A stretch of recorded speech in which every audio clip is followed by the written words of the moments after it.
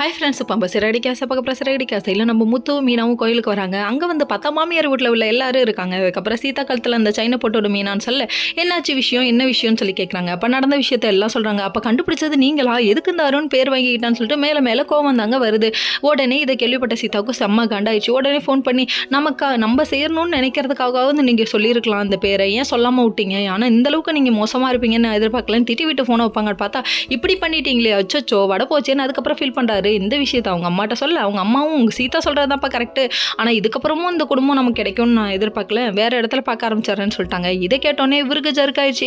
சரி நம்ம மீனாவை எப்படியாவது பார்த்து மீட் பண்ணி எல்லாத்தையும் பேசணும்னு சொல்லிட்டு மீனாவை சீதாவை மூலியமாக வர வைக்கிறாங்க. இங்கே ஒரு பக்கம் இப்படி ஒரு அமளித்து மொழி நடந்துட்டு இருக்க. நம்ம விஜயாவை கரெக்ட் பண்ணுறதுக்காக ரோகிணி ஒரு பிளான் பண்ணிட்டாங்க. பூசாரியை வச்சு தான் முள்ளாளி எடுன்னு சொல்லுவாங்கல்ல, அந்த மாதிரி மதத்தை வச்சு தந்திரமாக வேலை செய்யணும்னு சொல்லிட்டு பிளான் பண்ணிட்டாங்க. என்னடா இது மாமியாரா மருமகளான்னு சொல்லிட்டு அடிச்சுக்கிட்டு இருந்த டைமில் இவங்க பச்சை கலர் புடவை கட்டுறது என்ன, விபூதி அடிக்கிறது என்ன, உனக்கு எமனா வந்து இறங்க போகிறான், பாசக்கயிறை வீச போகிறான், நீ அப்படிங்கிறாங்க. ஐயோ நல்ல வார்த்தை சொல்ல மாட்டியாயா அப்படிங்கிற மாதிரி ஆயிடுச்சு. மருமகளை டார்ச்சர் செய்யாத, மருமகளை உனக்கு உயிரை காப்பாற்றுறது மருமக மட்டும்தான் அப்படிங்கிறாங்க. என்னடா அது இந்த உருட்டுறாரு அப்படிங்கிற மாதிரி ஆயிடுச்சு. ஒரு 4 ரூபாய்க்கு நடிக்க சொன்னால் 400 ரூபாய்க்கு நடிக்கையப்பா, இது ரொம்ப தப்புப்பா அப்படிங்கிற மாதிரி ஆயிடுச்சு. இன்னொரு பக்கம் நம்ம மீனாவை பார்த்தா நம்ம அருண் என்ன சொல்கிறாரு தெரியுங்களா, நாங்கள் ரெஜிஸ்டர் மேரேஜ் பண்ணிக்கிறோம், நீங்கள் சாட்சி கழுத்து போடுங்கிறாங்க. நல்லா வருவாடா நீ, எங்கப்பன் குதிரைக்குள்ள இல்லைன்னு நானே மாட்டிக்கணுமா, ஏற்கனவே ஒரு சாட்சி கழுத்து போட்டு தான் படாத பாடுபட்டேன், இப்போ நான் வேற இதை பண்ணுமான்னு சொல்லிட்டு யோசிக்கிறாங்க.